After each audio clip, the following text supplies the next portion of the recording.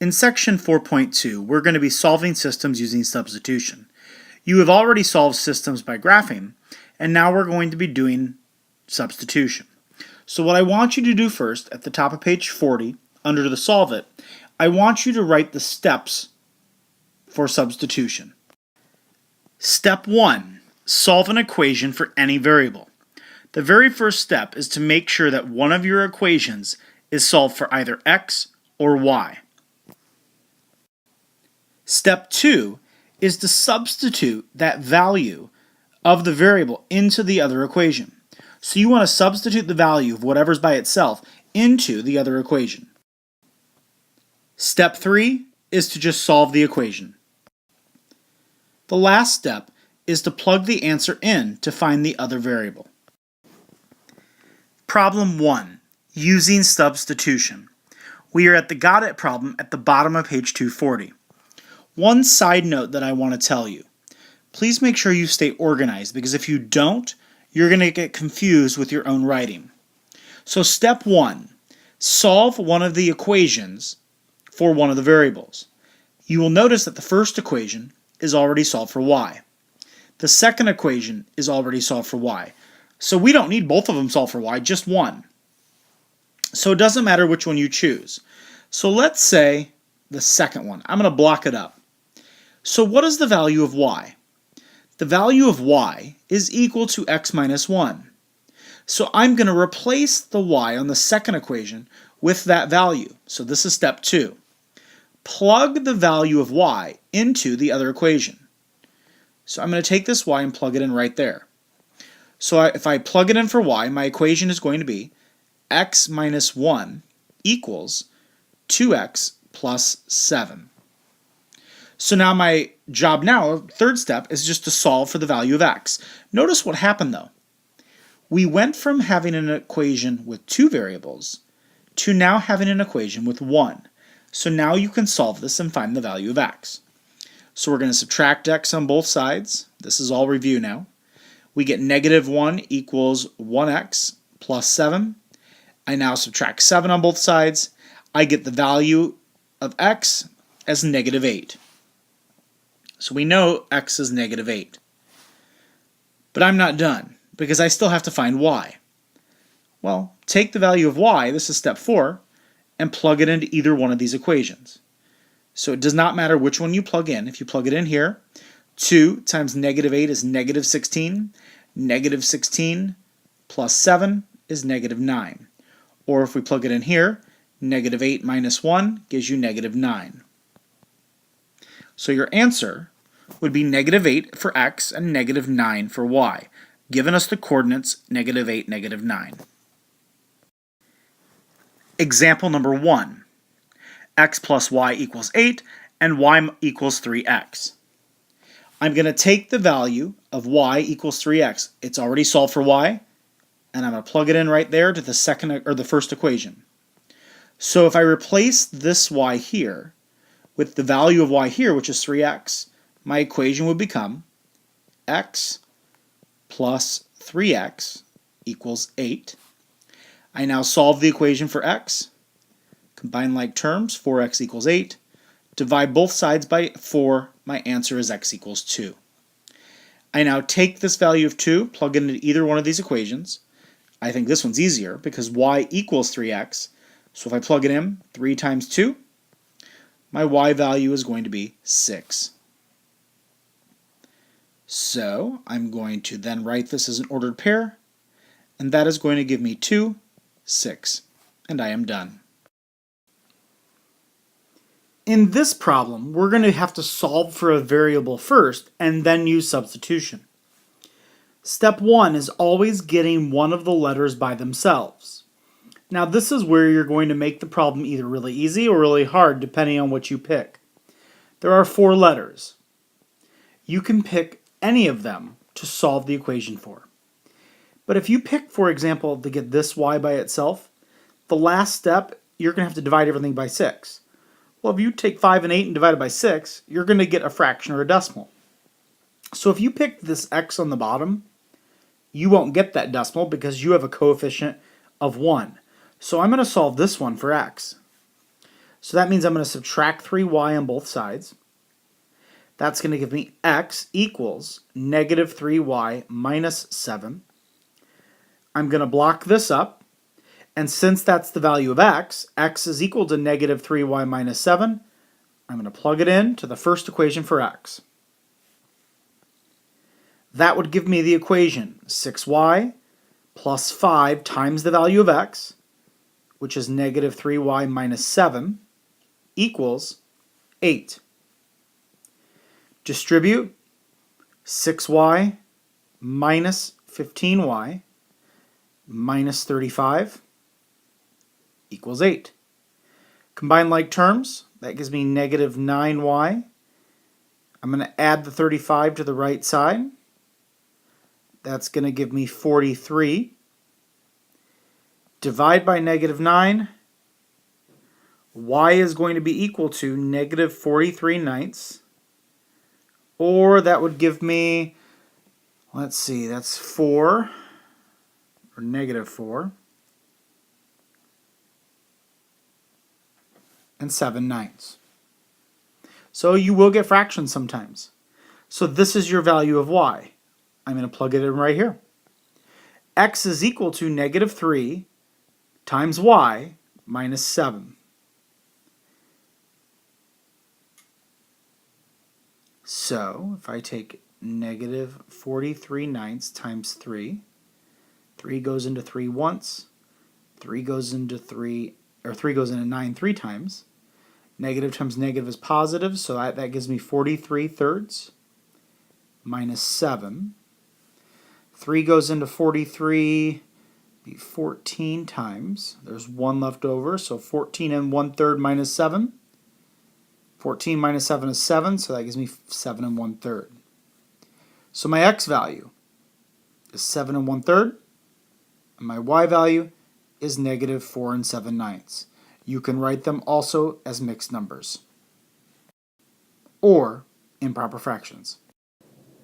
Let's do example number 3. 4x equals 3y minus 2. 18 equals 3x plus y. Well, once again, this is the only one with a coefficient of 1, so this y right here would be the easiest to get by itself. So I'm going to rewrite it as, if I subtract 3x, that gives me y equals negative 3x plus 18. Notice I can switch the sides. So I'm going to block this up. Y is equal to the value of negative 3x plus 18. I plug it in for y. That gives me 4x equals 3 times y, which is negative 3x plus 18, minus 2. I distribute the 3. 4x equals 3 times negative 3 is negative 9x. 3 times 18 is 54, minus 2. I add 9x on both sides. That gives me 13x equals 54 minus 2 is 52. Divide by 13, x equals 4. So if x equals 4, I'm going to take that 4, plug it in right there. Negative 3 times 4 plus 8. Negative 12 plus 8.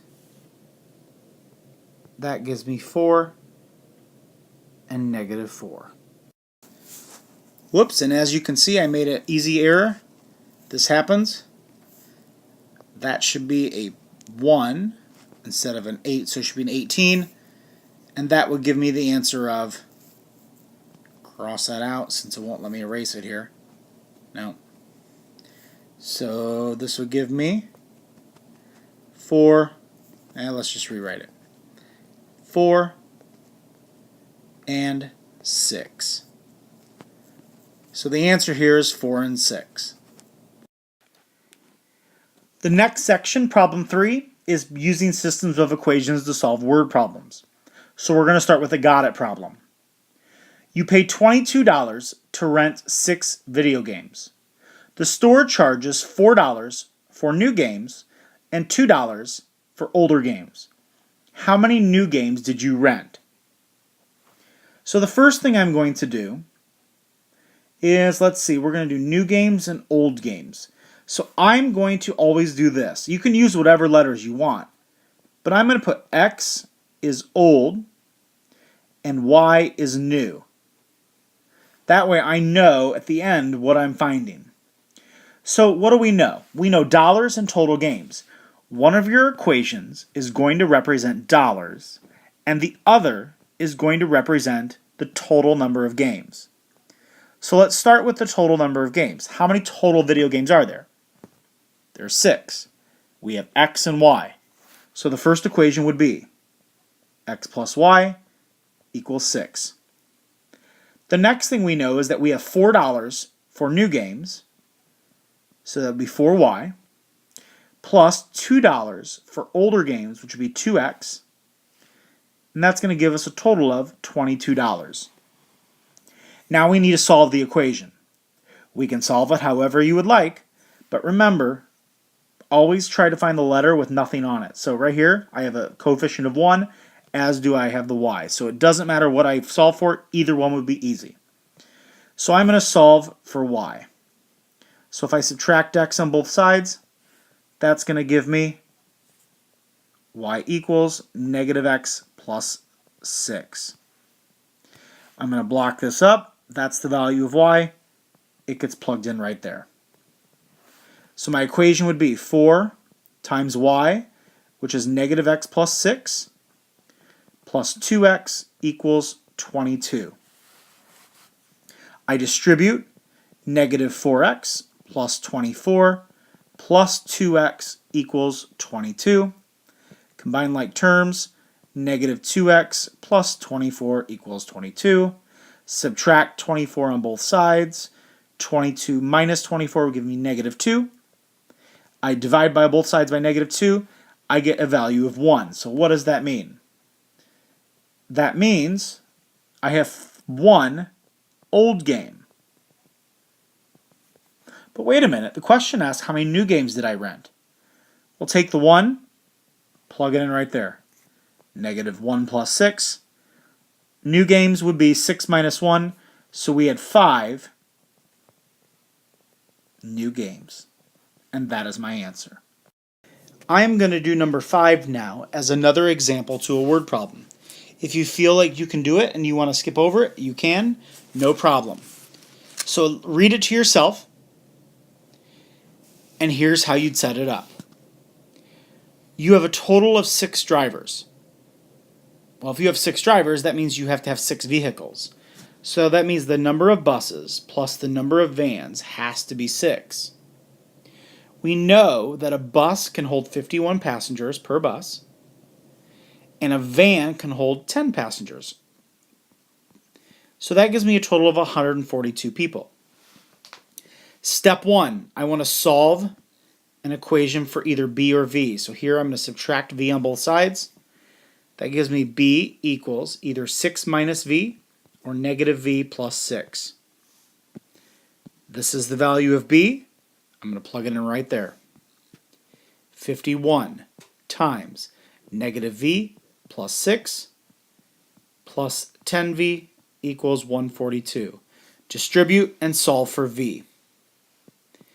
Negative 51V plus, that'd be 306 plus 10V equals 42. Combine like terms. Negative 51V plus 10V is negative 41V. I'm going to subtract the 306. If you subtract 306, that's going to give you negative 104 and 64. Divide both sides by negative 41. V equals positive 4. That means the number of vans is going to be 4. We need to figure out the number of buses. Well, if you take the 4 and plug it in right here, that gives you negative 4 plus 6, which is 6 minus 4.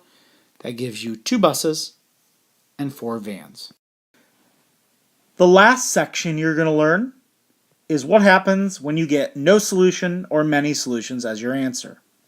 So before we go on to the got it, let's look at the bottom of page 4. This is where you need to put your star. Or bottom of page 4. Bottom of page 242. This is where you need to put a star around this, memorize this, but here's what we need to know. If you get an identity, that means like two numbers that are equal. 2 equals 2, 5 equals 5, 10 equals 10. It's going to be infinitely many solutions when you solve a system of equations. If you get a false statement, like two numbers that are not equal, like 8 and 2, 8 is not equal to 2, therefore the system has no solution. So we're going to look at the got it problem. So here are my two equations, and now we have something that we haven't come across. None of these variables have a 1 in front. So you're going to get a decimal any way you put it. So I'm looking at this, and because dividing by 5 won't give me a repeating decimal, I'm just going to solve for this x. But you can pick any one of these, but you're going to be getting a decimal. So let's solve for x. I'm going to move the 6y to the other side. So 5x equals negative 6y equals, or plus 8. Divide everything by 5. That's going to give me x equals, let's see, that's going to give me negative 1 1/5, that's negative 1.2y. Plus 8/5, that's 1 3/5, which would be 1.6. I'm going to take this right here, plug it in for x. So I'm going to get 2.5 times negative 1.2y, whoops, plus 1.6 plus 3y equals 4. So I distribute 2.5 times negative 1.2 is negative 3y. 2.5 times 1.6, let's see, is 4, plus 3y equals 4. Negative 3y plus 3y cancels. I am left with 4. So since we have 4 equals 4, your answer is infinitely many solutions.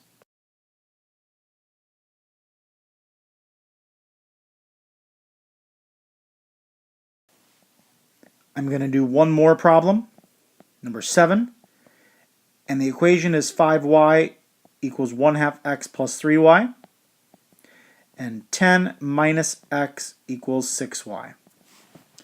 Right off the bat, I see the x is by far is going to be the easiest thing to solve for.